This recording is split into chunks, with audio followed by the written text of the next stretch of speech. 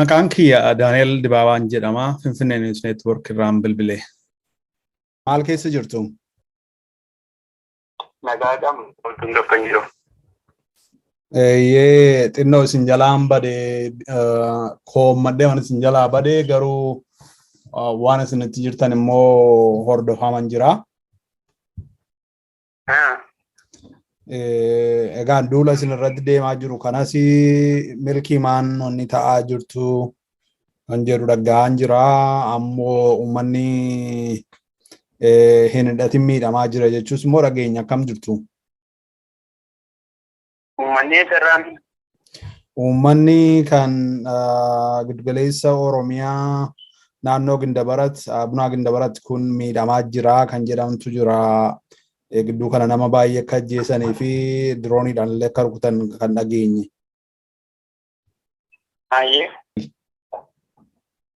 Daani'el ta'een beekamoo ilaatu waan jiru mootummaan kunillee immoo beektaree duula baatee ture.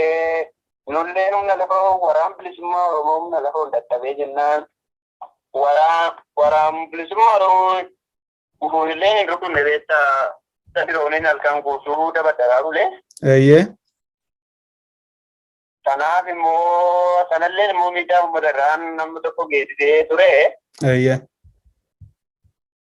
Sana immoo tolfamtu jira waraan bilisummaa Oromoo humna lafarraan dadhabamee waraan bilisummaa Oromoo tolee waan hedduu irraa dhugutee reeffalleen immoo dirooniin lafa ol dariin bu'ee fe'atee. Achuun bakka ammoo kan uummata rukutte ammoo lafa halkan rukutte halkan guutuu rukutaa bule. Halkan guutuu rukutaa bule uummata? Uummata halkan guutuu rukutte guyyaa kan rukutaa bule. Kabariisa nama shaneen uummata fide jedhee gabaasa gabaafatee waan gochaan inni godhate sun immoo cimtullee immoo beekamee inni akka inni uummata nagaa uummata irra bobbaasee jiru.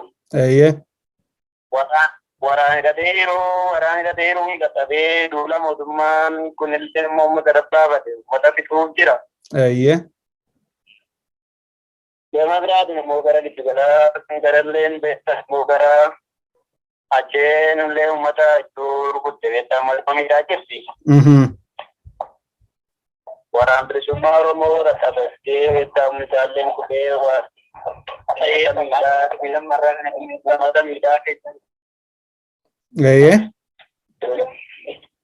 Ankara jira ammoo uummata beektaa waraan bilisummaa Oromoo dadhabdee ilaattu naannoo dadhabe beektaa jallakkisuu malee maaltu uummata nama miidhagdee. Yaa beekamaadha kun waraanni bilisummaa Oromoo uummata Oromoo keessaa bahee mirga Oromootiif falmaatti jira. Mirga Oromootiif aarsaa kaffalaatti jira. Namni waraanni bilisummaa Oromoo uummata Oromoo miidhaa jedhee amanu warruma diina Oromooti malee waraanni bilisummaa Oromoo Oromoodhaaf aarsaa kaffalaa jira. Lubbuusaa dabarsee aarsaa kaffalaa jira. Waraanni Oromoo miidhu kana seenaa keessatti illee hin nageenye waan hin jirre kun isaan immoo akka waraanni uummanni Oromoo waraana bilisummaa Oromoo jibbuuf jecha Oromoo ajjeesaniiti waraana keetti immoo si ajjeesi jechuu yaadu. Wanni kun waan milkaa'uuf miti. Uummanni Oromoo kana sirriitti qulqulleeffatee beeka. Waan isaan yaadan isa kana namni wallaale jira natti hin fakkaatu. Waraanni Oromoo uummata Oromoo dhiisiitii warra isa ajjeesuudhaaf itti bobba'an niyuu gaafa qabee jedhu akkataatti waraanni bilisummaa Oromoo qabaatti jiru argaa jirra. Isaan immoo waan yaadan egaa gochuun dhiisan beektaa godhaniititti maqaa waraana bilisummaa Oromootti qabatu. Gaafa abbootii gadaa karrayyuu ajjeesan bari bahanii kallattiidhumaan kan isaan maqaa balleessuudhaaf yaalii godhan waraana bilisummaa Oromoo ture. Garuu dhugaan hin qallatti malee hin cittu. Dhugaan fagaattus akkuma gaaraa ni mul'atti kan jedhantu jira.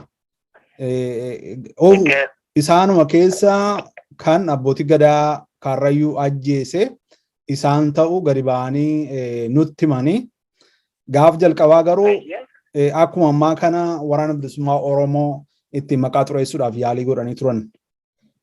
Kanaaf har'as kanuma gochaa jiru ofii ajjeesanii ittiin waraana bilisummaa Oromoo maqaa xureessuudhaaf yaalii ni godhu. Wanna kana barquufnee dhageenyee quufnee jibbine beektaa malee beekamaadha kun jechuuf hin jedhe.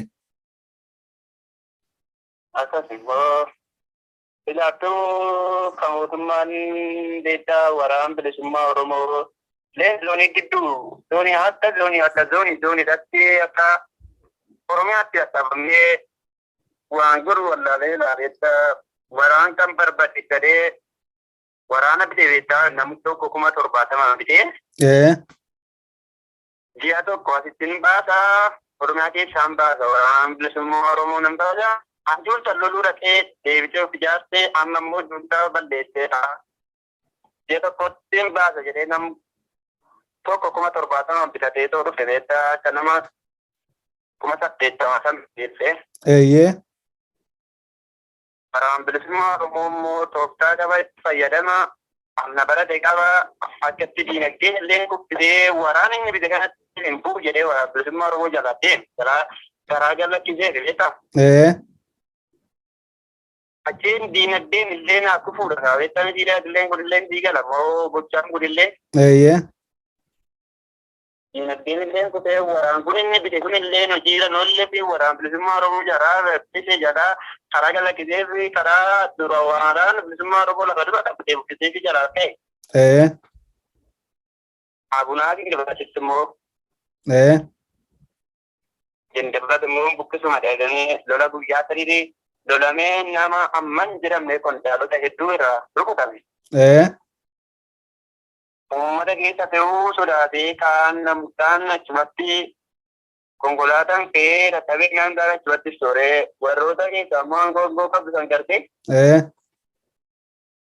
Achii ishii immoo lakkoftariin bu'ee fe'e.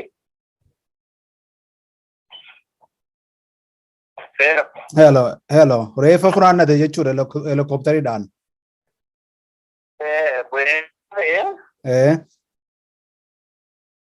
Achiin galgala immoo guyyaa dhaquu didee lafa ijoolleen turte guyyaa dhaquu didee diroon didee sadiirra zoortee guyyaa rukutuuf jedhee ta'uu fi didee galgala isaan dukkaneeffatee isaan dhaqee uummanni mana baqatee naan bosona uummata rukute bosona keessatti uummata bosona faana uummata rukute gartee. Uummanni mana baqatee bosonatti gallaan bosona keessatti uummata rukute. Uummanni baay'ee miidhame jedhu akka dhageenyetti. Nama 50 ol gara nama 56 ol rukutame kaleessa jedhu uummanni naannoo jiraatu uummanni hidhannoo hin qabne. Waan kun dabalaa jiraachuun isaa hin oolu kan maal kan edaas rukutaa bule taanaan.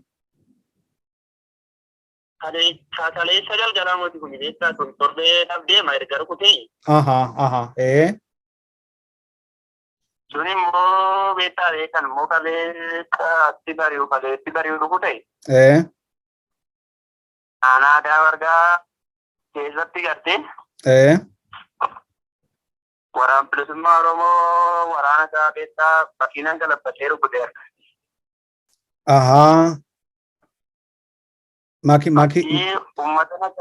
Uummata nagaa nama kan rukute gartee.